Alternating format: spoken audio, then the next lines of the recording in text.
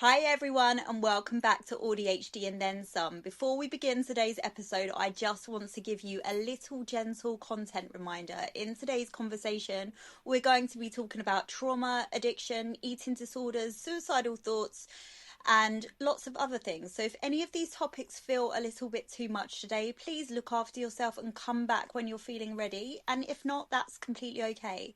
Today's guest I'm very excited to speak to is Simone Boyer, author of Chasing Light and founder of the Light Within Collective. 2 years ago, Simone wasn't planning for the future. She was searching for a way to end it. And today she's helping others understand trauma, survival and recovery with extraordinary honesty and compassion, drawing on her own lived experience of childhood trauma, addiction, OCD, anxiety, complex PTSD and chronic illness and treatment-resistant depression. Simone has dedicated her life to helping people understand what she calls the language of survival. Thank you so much, Simone, for joining us. That was a lot. I'm so sorry. No, it was actually interestingly enough when I was listening to you now introduce me, I actually got a bit emotional at hearing back my own story, if that makes sense. Yeah, it makes so much sense. Do you normally feel emotional when you hear it back?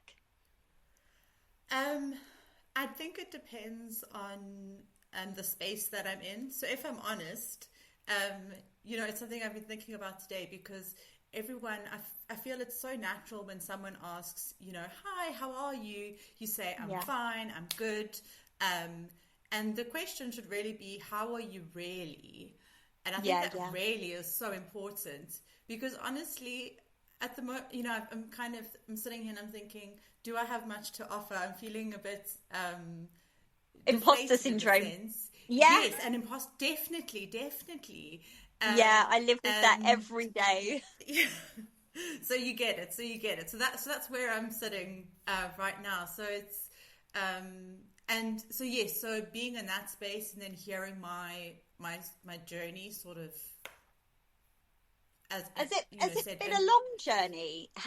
Of course it's been a lifelong journey, but how many years have you kind of, I feel like with my journey, I'd say the last 10 years I've been healing, but the last 3 years, I've found my authentic self. And the last 2 years has been my prime good time. Like I found myself. Like, has it been a long journey or are you recently there? I'm recently there, I would say. So as you mentioned, it is a lifelong journey. It started, at birth, and I came into recovery, from addiction and that around 9 years ago. But I think it's sometimes hard for people to understand. They think you come into recovery, everything should be peachy and rosy. However, for me, that's when you start doing the work. Exactly. And it's been the hardest time of my life. And so I would say I finally found freedom, or that taste of freedom, roughly 2 years ago now, almost to the day. And yes, there's those authentic moments that do come out. The real Simone is starting to come out, which is such a gift because for so long it's just been completely hidden. Yeah, I completely understand that. So I've been sober apart from 3 slip-ups for 10 years on the 5th of July. And it is definitely a journey because everyone thinks when you become sober, that's the easy part, now with the real life begins. It actually isn't. That is when the real hard work begins. And I think that's why I kept taking drugs and etc. is because I didn't want to start the process of healing myself. I kept thinking, I'll do it another day. It's too hard. But then once you're got past addiction, that's when the real work starts. 100%.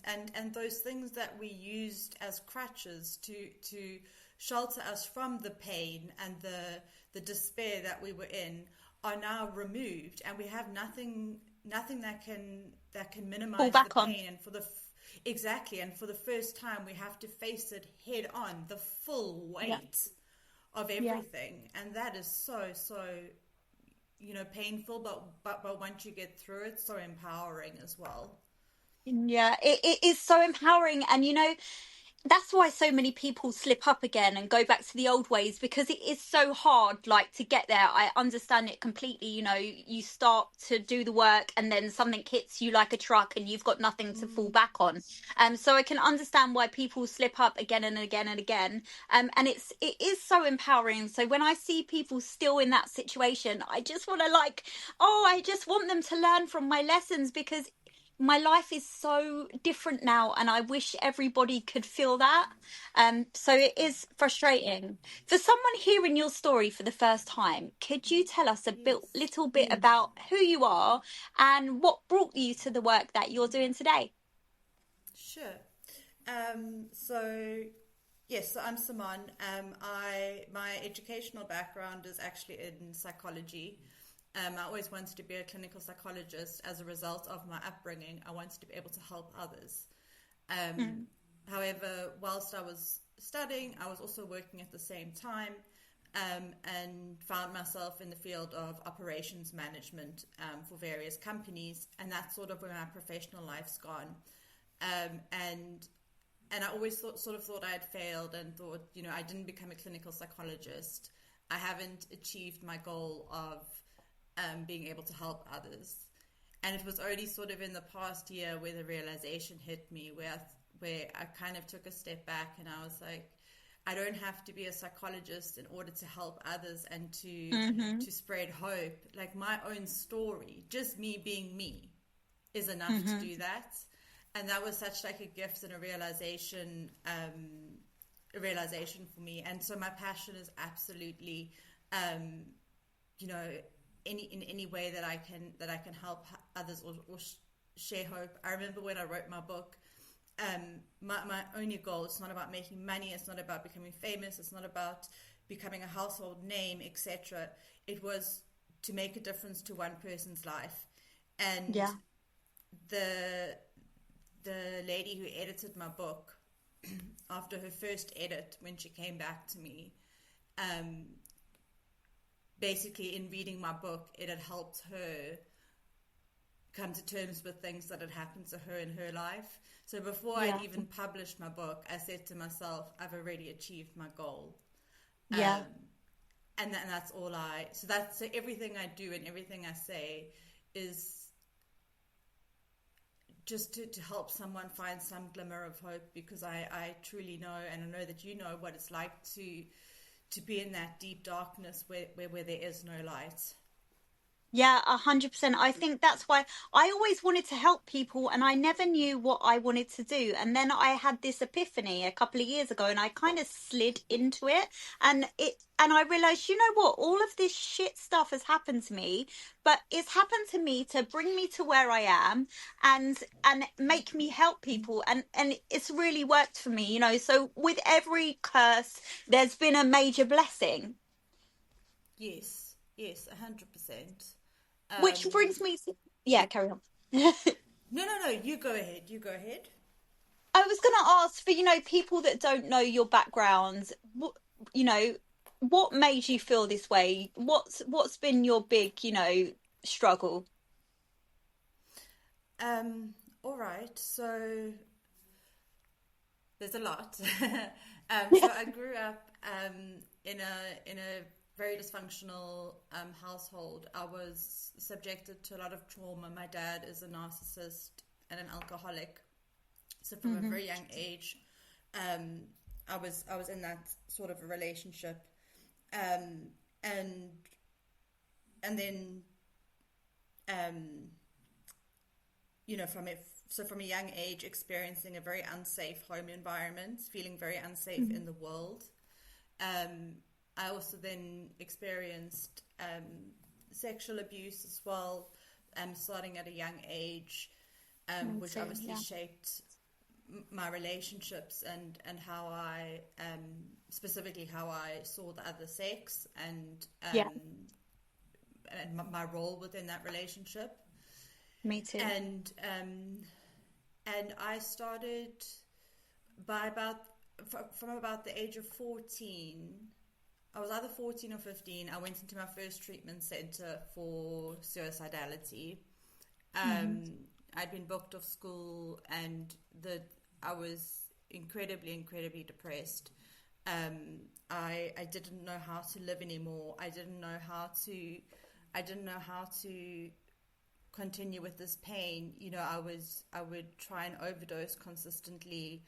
I was self-harming on a daily basis. At that stage, I had started acting out on my eating disorder, and so I've sort of had it all in terms of the anorexia, the bulimia, and the overeating, and at different times of my life it took a different shape.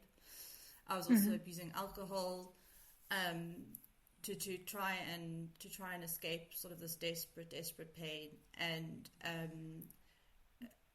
so I went into my first treatment center, and the only purpose it served was it kept me alive. It didn't. There was no healing in it for me in any way, and It was just a placeholder, a time holder. Correct. And I think it's important to note that my parents had just gotten divorced at this stage.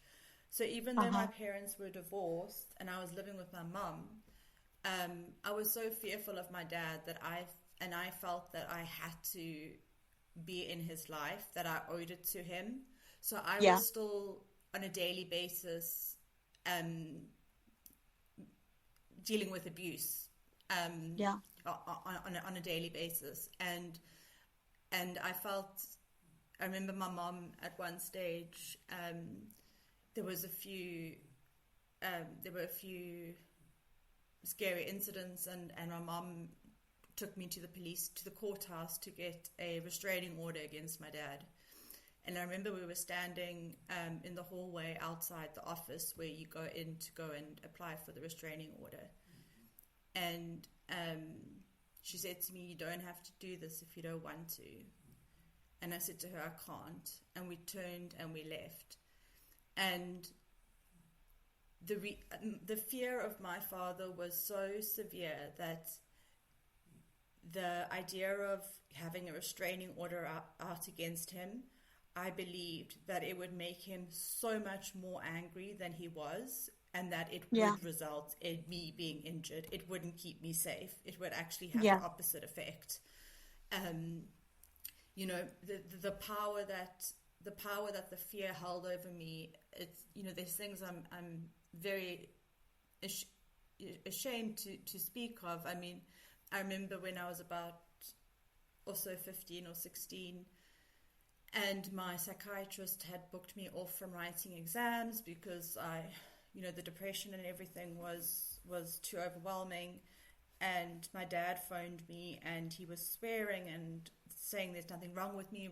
Depression is, like I'm making it up, and it's absolute rubbish, and he's coming to fetch me, and I will write my exams.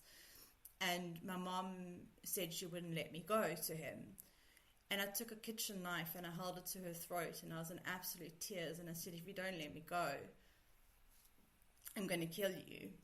That is how, I don't know if that can give an insight into how intense my fear was around him, that I had to, I didn't have a choice. I had to do what he said.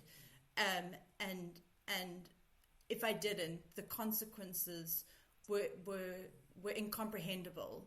And I just lived in constant fear. I was terrified of the phone ringing, because every time he phoned me, he would shout and shout and shout and shout. I had always done something wrong. I always felt like I had to earn his love. And I went into another treatment center when I was 20 years old, also for suicidality and the depression. And my partner at the time broke up with me. He said that someone with bipolar could not be a good wife or mother. And those words just affirmed to me there is something inherently defective and wrong with me. That's a belief I had always carried, that I am inherently defective. And those words affirmed that. I then attempted suicide in the clinic. Mm-hmm. And they, long story, but they ended up calling my father. And There he had no came one and, pinpointed by the had no one pinpointed by this point, you know, that he was the catalyst for everything. well, that's why it's a long story. We don't, Yeah. it shouldn't have happened, but it did. And he was the Yeah. one that was called.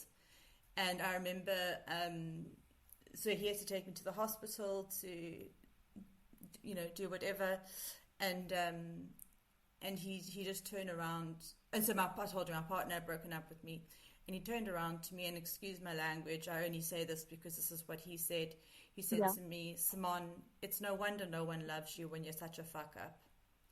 Yeah. And once again, that just affirmed everything that I believed was so defective about myself. But it was also a huge turning point in my life, because I then came out of that and I realized that if I kept my father in my life, he had tried to kill me once before, and it would either reach the point where he was successful or I was successful in killing myself as a result of Yeah. this dysfunction and abuse. So I made the decision to cut him out of my life. And it's 17 years later, and I still have maintained that boundary for my own safety. And I would have thought that would have been a huge sort of turning point in my life, Yeah. not having this narcissistic, abusive person exerting so much power in my life. But no, because where do you go from that? Because you've had that innately in you for so long. It's been Well, instilled into you. yes. So once someone lets go of that and doesn't have that control, the person that's been under control is then confused. Exactly. And what did I do? I went and I sorted out. I became addicted to love. I believed that if I could make someone Mm-hmm. love me, that meant I was lovable, I was worthy. Yeah. And I would go against every belief and value I held. I would turn myself inside out to try and get someone to Mm-hmm. love me, and hold on to Mm-hmm. them through dysfunction, abuse, um, you know, all at the end of the day, just to please, that would then prove that I am lovable. That's all I wanted. Yeah, you had And something to prove. I get that 100%. I've been that person. I get yeah, that. yeah. And then this is a huge part of my story as well, is my cousin Candy. um I'm an only child, and Yeah. she is 3 years older than me. And from when I was born, we were like sisters, Mm-hmm. and inseparable, and we just had the most amazing bond. And she unfortunately passed away in 2011, God. unexpectedly, and had also gone down the road of substances. Yeah. And this destroyed my life in a way I still can't put into words. Mm-hmm. My way of trying to make sense of it, though, was what was so powerful about these drugs that it could take her life away. And so I started down that road, because I wanted to know what it was like for her. Yeah. And then I started using substances as well. And I just lived with this absolute pain, but always, like I say, then searching, if I can make this person love me, everything will be okay. If I can be successful in my job, then everything will be okay. If I can be thin enough, then everything will be okay. If I can be pretty enough, if I can just be a perfect enough human being, then I'll be okay. And eventually I was very, very, very fortunate, where so also one of my relationships that I had my partner at the time told me that I couldn't expect him to love me looking the way I did. So that once again Wow. just affirmed all of those negative beliefs Self-beliefs about that you had. myself. Exactly. And then it reached a point where, I mean, as I'm sure you know, life just becomes more and more unmanageable. The horror stories just continue piling on Yeah. until you reach sort of that end point. Yeah. And I was booked into a treatment center. Oh, sorry. Prior to this, a very important part of my story, I was incredibly ill physically, where I spent the majority of a year in hospital. I had clots on my lungs. They found holes in my heart. I developed septic arthritis that was turning into septicemia. My mom was Wow. told by the doctor, if I operate, she has a 50% of dying. If I don't operate, she also has a 50% of dying. So what do you want to do, basically? Yeah.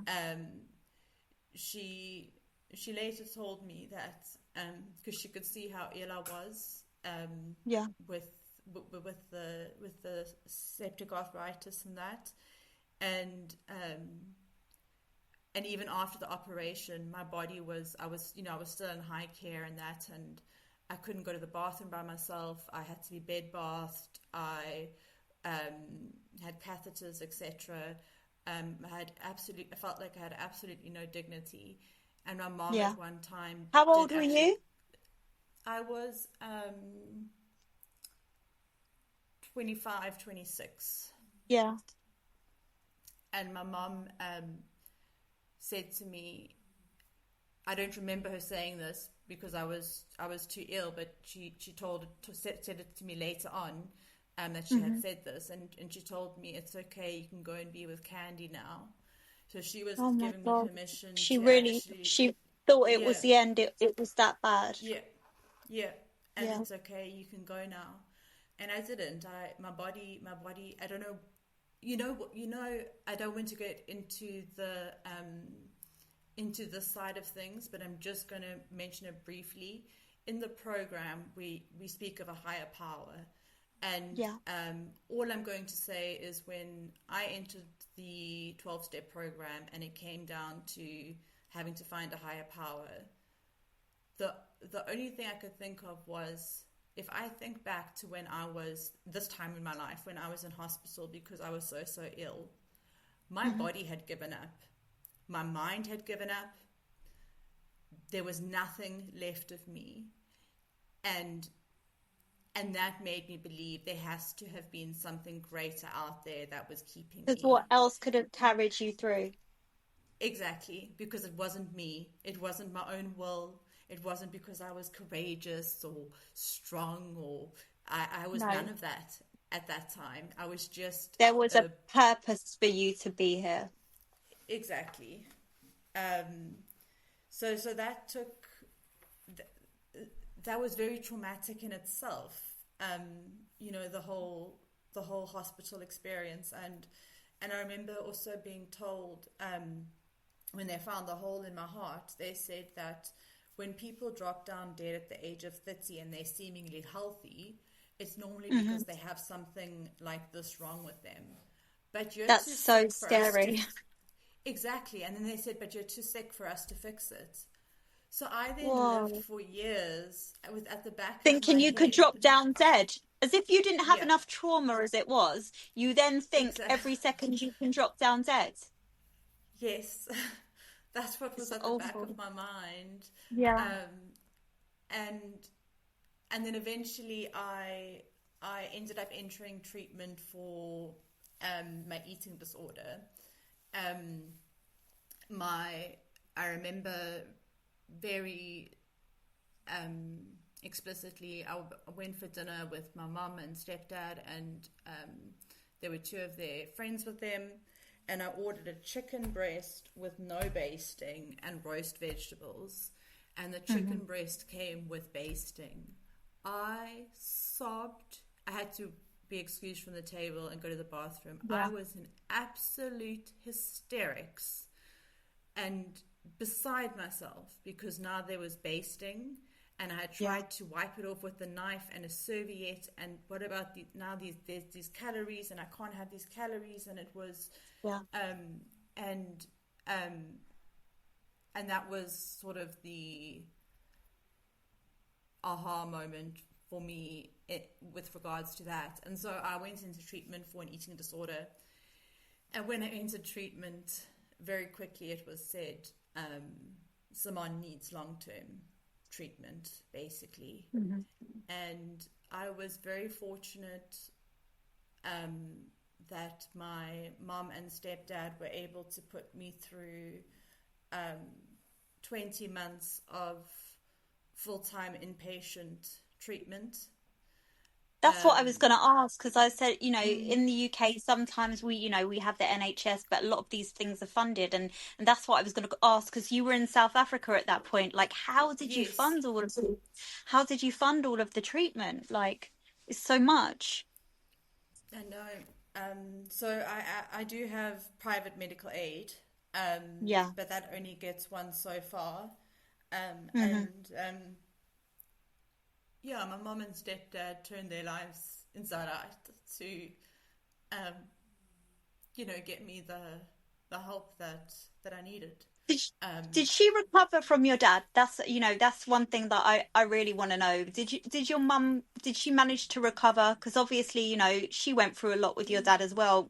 Was she okay in the end? yeah, she definitely went through horrific trauma with him, and I Yeah, will say that she has been so fortunate to have met the most wonderful human being, that's so who is lovely. her partner now, who has stood by with care and grace and gentleness. He's never rushed her, he's never pushed her, he's allowed her to take the time she needs. She is in therapy as well. Um, That's amazing, because normally, mm, when we've been through an abusive relationship, and I know that you'll know this, your self-worth is so low that you normally go from abusive relationship to abusive relationship because you don't yeah. feel you deserve anymore. So it's amazing, and I feel so happy that she went on and and met someone amazing, because normally your self-worth is on the floor, so you just meet horrible men. No, I know, and he is Ellie. I must say, there's something so. Oh, there's something. So when he first came into my life, I was about 16, and I Yeah. rejected him. And I didn't reject him because I didn't like him. I rejected Mm. him because of that loyalty to my father, To your dad. and Yeah, that that I knew that before you yes, even said it. That's always before yes, you even said it. okay, Yeah. and that fear, that if Yeah. I Of that if course. I So what many what would come things, to be so honest. Yeah. yes, yes. So, and then it was only when I came into recovery almost 9 years ago now, and my stepdad, we had conjoins together whilst I was in treatment, and May I ask what um, conjoins are? sure. So it's a session with your therapist, yourself, Hmm. and then a significant other in your life. Okay, Um, right. yes, so the three of us, and then we discuss whatever it is that's pertinent to our relationship and being able Hmm. to move forward. And I remember I describe it as I felt like I was a caged animal. So Yeah. literally a cage, and I'm an animal in the cage. But now you've opened the door for me, Ellie, and the door's open, and the But you don't want to sunshine go. is there.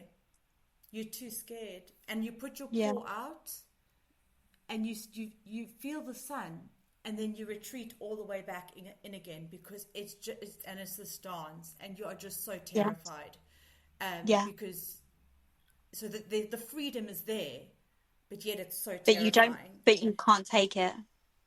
You can't take it. And I remember him saying to me, or basically asking, like, what can I do to help us build this relationship? And I had no idea. I'd never had a healthy father relationship. I Yeah. didn't have the answer to that. And he actually went and he asked his friends who had daughters, and Does he he have asked any them. children of his own? He does not. No. Oh wow! So he tried so hard. It was a whole new experience for him. Bless him. 100%, 100%. Oh. And he went and So asked he his asked his friends, like, friends. Yeah. yeah, like, what do you do to, like, build that relationship with your daughters? Like, do you do specific Wow. things or whatever? And so eventually what we decided between the two of us is that once a week we would go for coffee, just me and him, Yeah. and slowly start trying to put my foot out of that cage Yeah. and let him in and try and build trust. And it's 9 years later and we still do our coffees, and it's one of the most treasured things Wow. on my weekly schedule. And Wow. he has he's taught me that love can be safe, that it can be kind, that I don't have to be anything specific, I don't have to be perfect, that I am perfect just the way I am. And he's been the biggest gift to both my mom and myself. We are so our lives could have been so different I wonder where he without came him. from. I wonder where did he come from? Wow. That's so amazing, because normally after stuff like that I hear like the woman goes on and meets someone so similar. So it's such a breath of fresh air to hear that he still is a great guy. Yes, still is. Wow, that's amazing. What happened to your dad, you know? What do you think made your dad like that? Did he have a shitty time as a child? Was he projecting his feelings onto you? Was like what made your dad like that? Or do you not know? Um, no, so I know that he, from what I've heard, there was quite a militant sort of upbringing. Yeah. He's the youngest, quite significantly, out of five. So Yeah. whilst he was growing up, his siblings and that actually had already left home. So Yeah, so it's just him. so it's just him, and we don't have much insight into, what the reality of that was. Mm.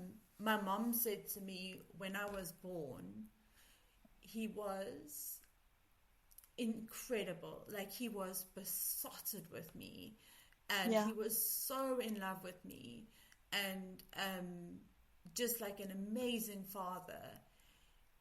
And I don't have an answer. Something happened. The drinking got worse. The Yeah. narcissism came out, and um, And I that's don't have. did did he go on to meet someone else, or is So he still around? he had multiple affairs whilst he was Yeah. married to my mum, and then when they got divorced, he was still with the person with whom he had the most recent affair. Yeah. And when I stopped contact with him 17 years ago, he was still with her. I don't Yeah. know if that is the case. He was also there's so much, just as I talk, like, there's so much abuse that happened towards her as well on his behalf. These memories that I have, she eventually actually had him arrested for domestic violence. Yeah. And this was also, so she had him arrested and I was writing exams, and my mom had asked my dad to not tell me what had happened until I'd finished writing exams. The first Yeah. thing he did when he was released from jail was he phoned me. So I was in the middle of exams and I get this phone call from my father, and I remember being this little 16-year-old thinking, finally, I can prove my worth if Yeah. I can make things right for him, if I can Yeah. help him get his life together, then I'm, then I'm a good daughter. Then I'll Then be I'm worth it. worthy. Then Yeah, I'll be I get worth that. it. Yeah. So I dedicated all my time, all my effort, all my resources, as much as I could at the age of 16, of course, Yeah. to try and help him put his life back together. And if I'm honest, it's something that I sat with a lot of guilt after cutting contact with him. I know there's a lot of people who believe family is family, blood is blood. No, but yeah, I understand. But no, Yeah. I think you exhausted every option that you could have exhausted. And not only did it Right. affect your childhood, it affected so much of your life. You are so, what do you feel like if you hadn't grown up with that dad or in that situation, how do you think Simone would be? Would Simone be a different person? I think she would be. I think she would Yeah. be. I think I would have more of a sort of carefree, not in an irresponsible manner, but just more of a carefree, Yeah. light-hearted person. I Lighter. wouldn't. Yeah. Lighter. Yeah. Yes, I wouldn't have this heavy soul. Yeah. Um, I get that. I definitely think I would be a lighter person. Yeah, I get that. One phrase you use a lot, I hear, is the language of survival, and I Yes. absolutely love that. Can you explain to my listeners what you mean by that? Because it's a positive, and out of such a awful story has come so many positives. Look where you are now. Like it's amazing. You've survived, and you just helped one person before you even released your book. So there was a purpose for all of this, and you've got through it. So what does the language of survival mean to you? Sure. So for me, the language of survival is, I believe, so when we're, so whether it's when we're young or at a bit older, it doesn't matter when in our lives, but we're going through a traumatic experience. Our body then learns survival mechanisms in order to keep us safe. That is our nervous Yeah. system reacting to the danger out there. It happens automatically. We don't choose for it to Could that happen. It be happens. masking? Do you know? Do you know what So masking is? yes, so exactly. So some of the ways it can show up is masking. It can be Yeah. hypervigilance. It can be the Hmm. perfectionism. It can be what we just discussed early in the very beginning, saying I'm fine Yeah. without even, just automatically I'm fine. Yeah. Um, because that's what I have to be okay. So yes, the masking, the hypervigilance, the being a chameleon, changing yourself Hmm. in front of different types of people depending on the safety levels, the threat levels. Constantly reading people's facial expressions, their body language, the tone of their voice, the volume of their voice. Um, Yeah. Looking for that danger and then adapting yourself based off what you're Yes. hearing and seeing. Um, and So where and your so for trauma started, yes, your trauma yes, started so young that there wasn't a Simone before the trauma. So, sometimes, something we grow up and something happens to us at 16, and then there was a Simone before the trauma and a Simone after the trauma. With me, I had right. childhood sexual abuse from when I was 3, 4 years old. So there was no Ellie before the trauma. So you kind of fall into becoming that person always with trauma, and you don't know who you would have been without. You don't know who you would have been without, but I think that alongside the language of survival, we can learn the language of living. And um, I think it's so important. So, and this is, I just want to clarify. I'm just a human being here. I don't have degrees and PhDs and stuff Yeah. in what I'm saying. This is just my own But experience you have that lived I'm speaking experience. of. Yeah. Yeah. Yes, and I think that so I when it comes to pathologizing people, I also struggle. Like, I believe that it has its value to a certain extent, but not when it becomes someone's complete identity. And I remember, so one of the things I severely struggle with is codependency. And that became my language of survival. That is how I survived. I became codependent.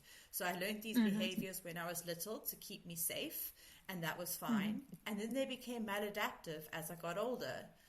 And one thing I had to learn, just as an example of, is I'm not codependent. It does not define me. It's part of who I am, yes, but it's not all of Simone. I might have depression and anxiety and, but that is not who I am. It's part of who I am. It's part of my story, but it does not define me. And I think there's so much power in being able to say, yes, these things, I see these parts of me. They're parts of me, but they're not all of me. And allowing, and I think, yes, some individuals experience trauma from such a young age that, yes, who were they before the trauma? Do you know what I do think, though? I think that the light that we are all born with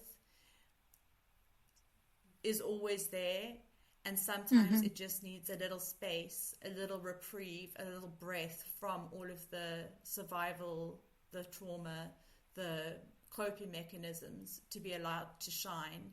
But I do think there is that inherent part of you, part of us, and I like to think of it as a light, that has always been there. It's just been hidden because we've had to survive. That's quite beautiful. So everyone has the light. You just have to move around until you can reveal it. You say And that pause long many enough. of us, you say that many of us mistake survival responses for personality traits, and that's something that I've been talking about a lot this week on podcasts. You know, what is a personality trait, and when do they come from survival? And what do you think about that? So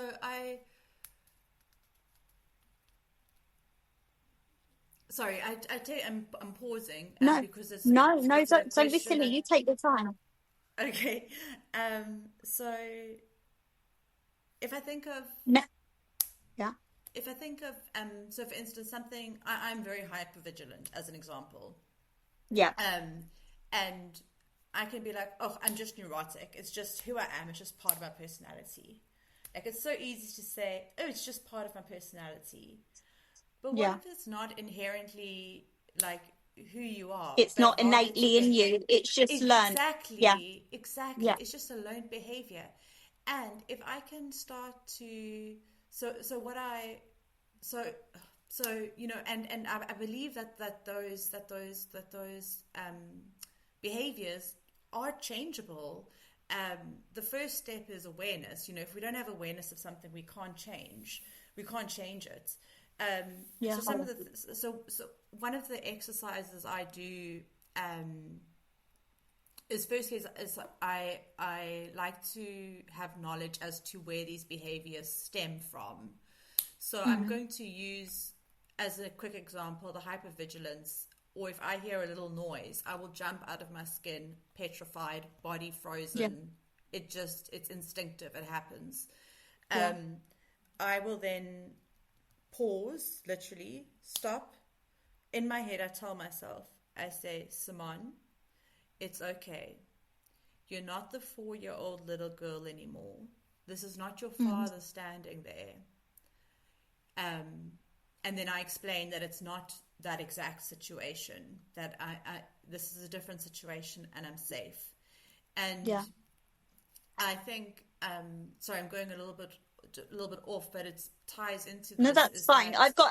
I've got ADHD. I'm always going off, so you go off too. It's okay. Is I Yes, so almost also like reparenting myself as well. I think Yeah, it's that's so very a major thing. yeah.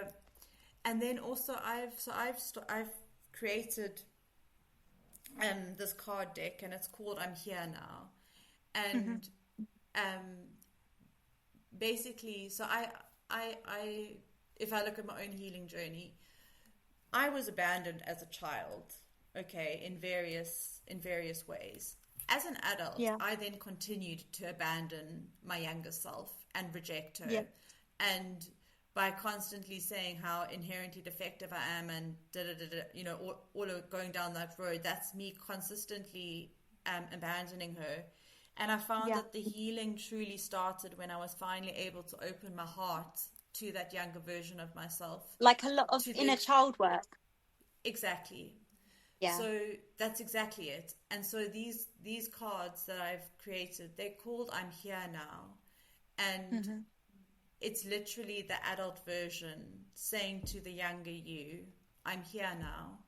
So when you're going through these difficult moments, the idea is that we pick a card, and it's not to excavate or unearth anything.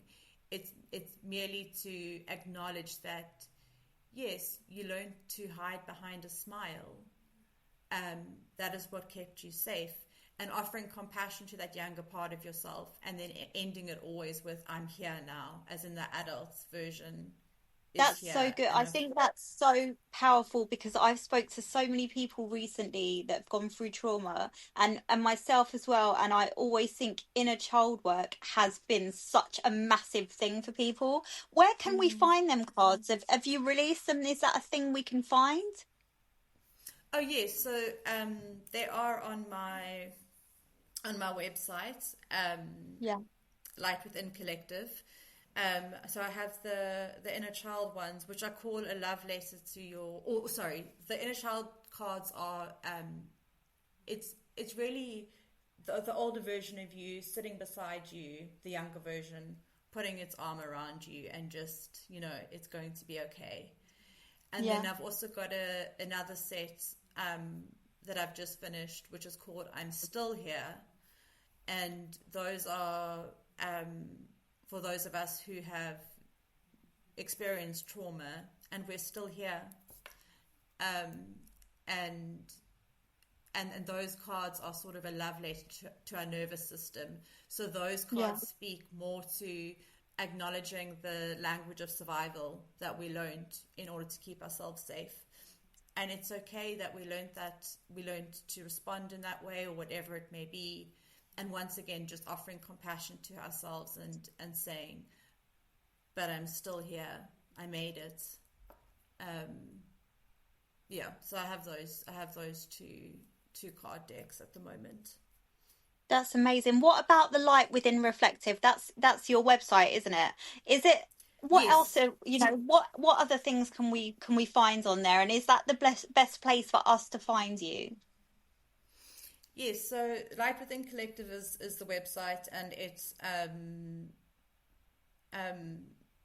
has an online store. So for my writing, my card decks, and then I also have a library on there, which is blog posts and that. I also Yeah. am on Facebook, either in my personal capacity as Simone Boyer. I don't mind people following me Hmm. personally, or the Light Within Collective page. Yeah. And then I'm also on LinkedIn as myself. And it's Yeah. something I'm very interested in and very passionate about as well, which is a lot of my writing on LinkedIn, is trauma-informed and person-centered leadership. Yeah. I think it's so vital, and there's so much lacking in terms of leadership and not having awareness of individuals and how we show up and why we show up the way we do. So I've also got some interesting pieces of writing on LinkedIn to do more around leadership and trauma. Is the book like is the book kind of a life story, or is there more, like, is it got, any exercises or strategies, or is it just a story with reflections, or how would you describe the book? Sure. So Chasing Light is just a story. Hmm. It's honest, and it's raw. it does not offer any exercises. It does offer, obviously, things that I did at various points in my life to help me Yeah. through moments. So the beginning of the book, sort of the childhood part, is written as that young child.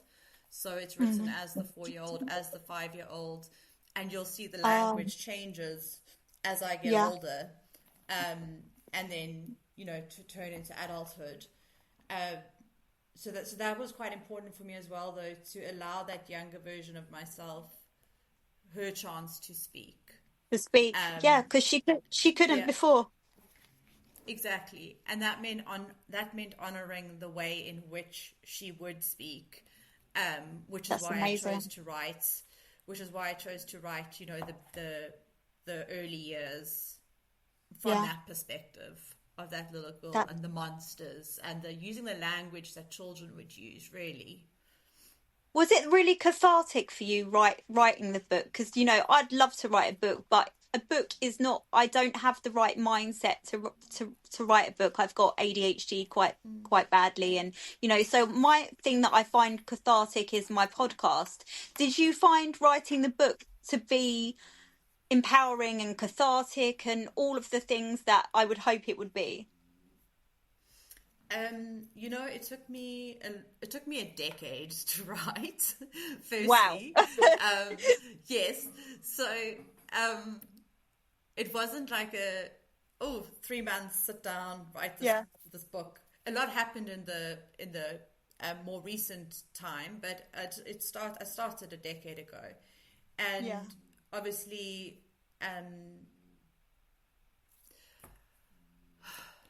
I think I really started being able to write it when, in the past sort of 2 years, Uh-huh. when that question that you asked me in the beginning, have I recently found the healing, or where am I? And I think that's when I was truly able to find it. Sorry, start writing properly, Yeah. is when I had found that space. In terms of, what, actually, we're all about being honest, so let's be honest. The one Uh-huh. thing I will say about that, perhaps, so if for anyone out there who is wanting to write their story, I think the Yeah. one thing that I drastically underestimated would be, so it's one thing just putting it on paper and, writing the book and having the book. Then if you're going to Yeah. have it published, it needs to be edited. Now, the editing process is rounds of back and forth, back and forth, back and forth. They're asking you questions. The editor's asking you questions. It's asking you to correct the storyline or follow through the storyline. And you're actually having to go back and relive your trauma Really? over Yeah, I was thinking and that. Yeah. over and over. And if you don't have the right support, I can imagine that would be incredibly challenging. So that is the Yeah. one sort of word of warning I would give to people who are wanting to write, is make sure that you have the support around you, and don't underestimate the impact of having to go back over and over to these events and things that have happened in your life. Recently I've been thinking about, I've started sharing my story, and it might be a bit different to me because I have siblings and lots of them, so my story has affected a lot of other people as well. But I realize, when we tell our story, we're not just telling our story, it's got your mum in it and, stuff like Of that. Does she course. might, is that something that you came easy with? Is she okay with that? There must be guilt and, from your mum and stuff like that. It must be heavy. Is she okay? Yes, she is. Good. And so I try to very much, when I was writing the book, being aware of those sorts of things, while still Yeah. being honest and true to myself. Yeah, Um, I've been trying to walk that thin line lately as well. Yeah, I it's understand that. yes, and very few. Obviously, my mom is my mom, and people who know me know who my mom is. But Yeah. I don't mention there's very few names mentioned, and the Yeah, people that's whose what I names do. have been Yeah, mentioned, I have gotten permission um, yeah, that they're okay for me to mention their names. yeah, And then anyone else I've sort of used, and not even their actual, but I've used an initial, so just a letter, a first name yeah. letter, and sort of no other distinguishing features, so that you That's really I can't get that work out completely. who. So when I first started to talk about my sexual abuse that happened to me, which was neither of my parents, I must say, what happened to me, I rang my mum up and I said, look, I'm gonna have to be completely honest with you. I'm gonna start talking about this. I said, it wasn't your fault, but I have to be true to myself and I have to tell my story, but I'm not gonna say who the person was because I feel like that's not my story. Because if I say who the person was, then, that will affect all of their family and stuff like that. So I never Right. disclosed who the person was that sexually abused me. But I tell my story and it makes me feel empowered, but there's just some parts of it I keep for myself because it's not just my story, there. So I understand completely when you say you use the initials of some people and stuff, because it's a really new thing to try, and especially when you've lived as I say victim, I hate that word, but when you've lived as someone for so long that just does what you're told and you're compliant. And you even explained when you said that you felt so awful for not seeing your dad, that you like went against your mum and stuff like that. You felt like that for so long. So speaking the truth now and speaking out is such a massive, massive shock to your nervous system. It's such a change. You've come so far from that person. Yes, that's true. Do you I know. do you think you could have done that with, and I ask this because I know people, listeners, and some of them are in a similar situation. Could you have ever healed with your dad still around? Was that be No, possible? no, No, okay. Yeah, no, I don't think, I absolutely not. personally don't think that as well. Yeah, I understand that 100%. I kind of knew the answer to that, but I know a lot of people are stopping their healing process because they can't make that cut. Whether it's a relationship or a dad or a Oh, mum or yeah. some narcissist or toxic thing, they're always thinking, no, no, no, I'll try and make the change, but I'll keep them around. I think for you, that was you took back the power, didn't you? Like that was the turning point. I don't think you De- could have done it with him around. Definitely. I knew it then, and I still believe it wholeheartedly now, that I don't think I would have. We wouldn't be having this conversation today had I not Yeah. made that decision all those years ago to cut him off. How did you break through? Because I know you said you've had some relationships where you've repeated the pattern. So even though my mum and dad, they were relatively good parents, but they had an unusual dynamic that I tried to recreate my whole life, which was very unhealthy. And I've recreated that in a lot of relationships, and I've had so many traumatic relationships. And it's only now I've broke the cycle and I've found myself, because I'm by myself and I've been by myself for years now. Have you managed to break that relationship cycle, and when your self-worth is low and you see the red flags but you put up with them because you think that you're not worth enough? Have you managed to break that cycle, and are you alone, or are you with, do you know what I mean? So I don't have a partner in my life currently. It is Yeah, something I would love. That's just not my story at the present moment. I will yeah, say, when I did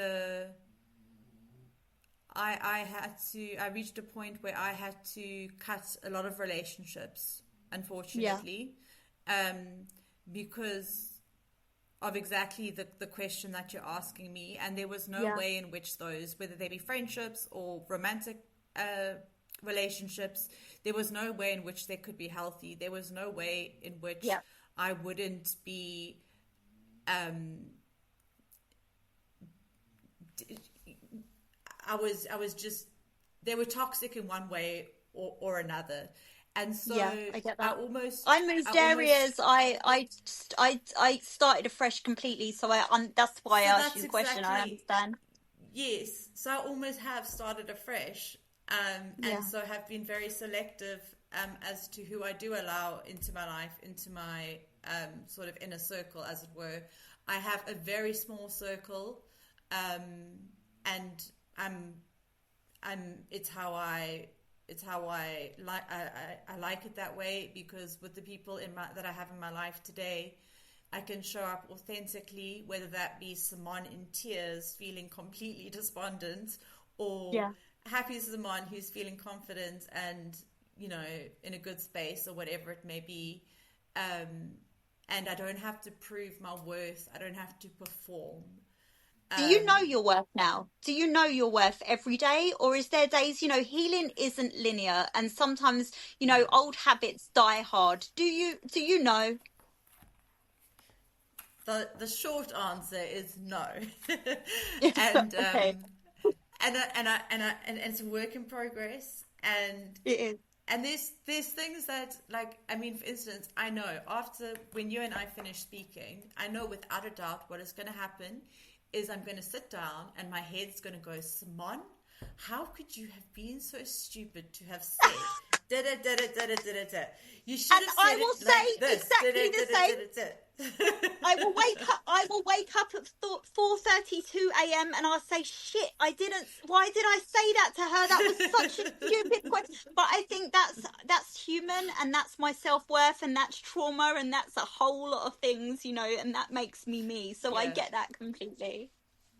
But I have people in my life who remind me of my self-worth, remind me that my brain does naturally think in certain ways in terms of being unworthy, and help me see that is not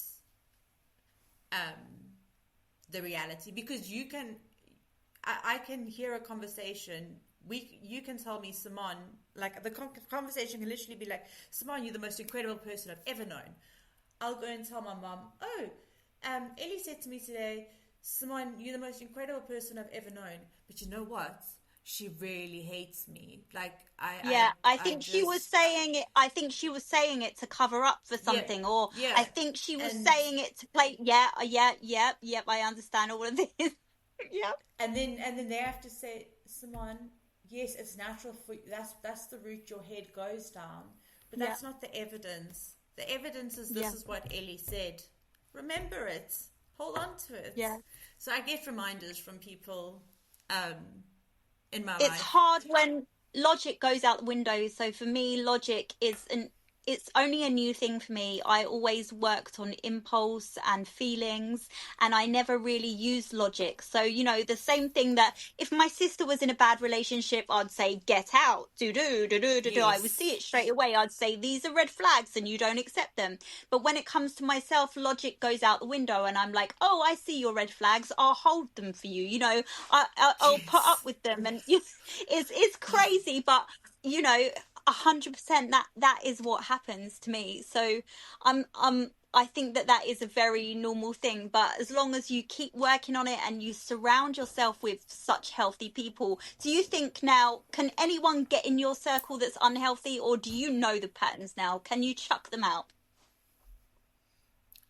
I can chuck them out. I will say I am a rescuer as well, which I'm sure you can relate to. Yeah. I'm a fixer. Don't worry, I will fix you and ruin myself at the same time. Yeah.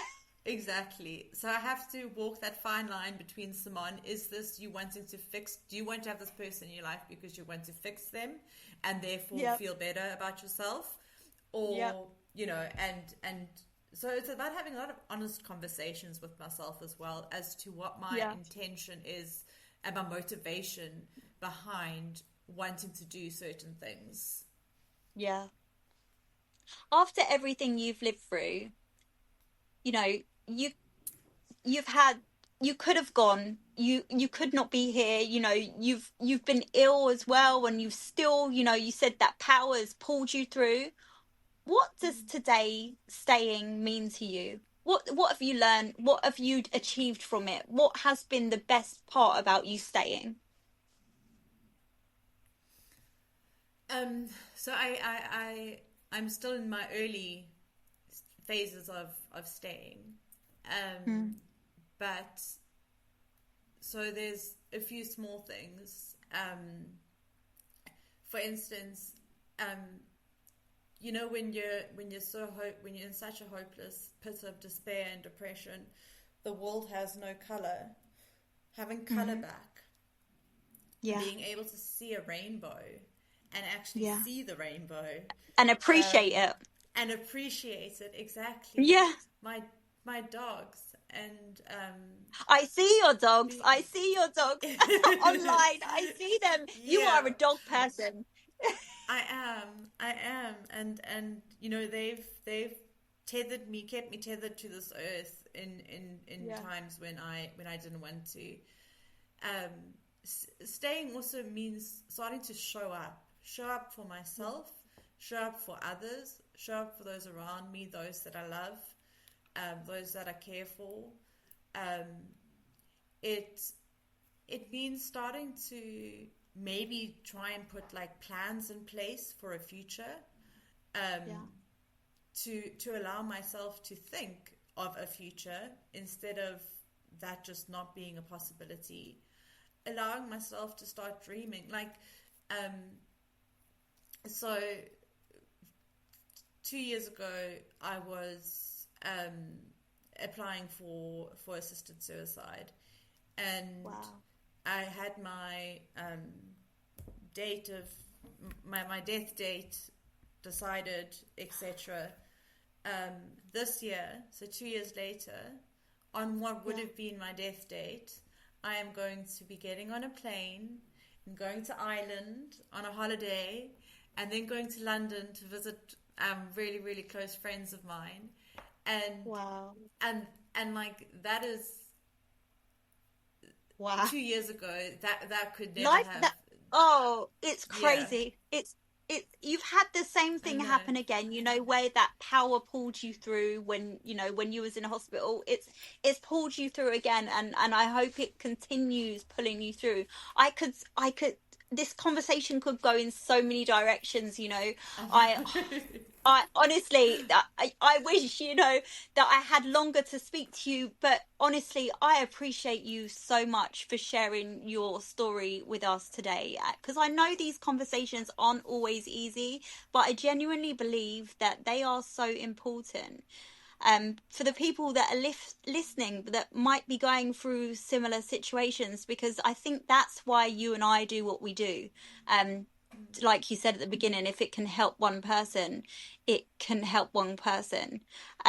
So honestly, I will share the links to everything, and I I think that this will be really beneficial to someone, and I think you've done. And don't go and tell your mum that I hate you. Don't go and say Ellie said this, and this, but Ellie's really horrible. No, honestly, you've done so well. You've done so well. So honestly, it's amazing. This is amazing. You're an inspiration. So thank you so much for joining me today. Thank you Is so much there for having me. anything I feel, yeah. Sorry, go ahead. is no, no, don't be silly. I have ADHD, so when I have a thought in my mind, I'm always have to say it before it disappears. Is there anything that you want to leave us with? Any thought that you want to share, or that I've missed out, or you want to leave us with before we go? Um, I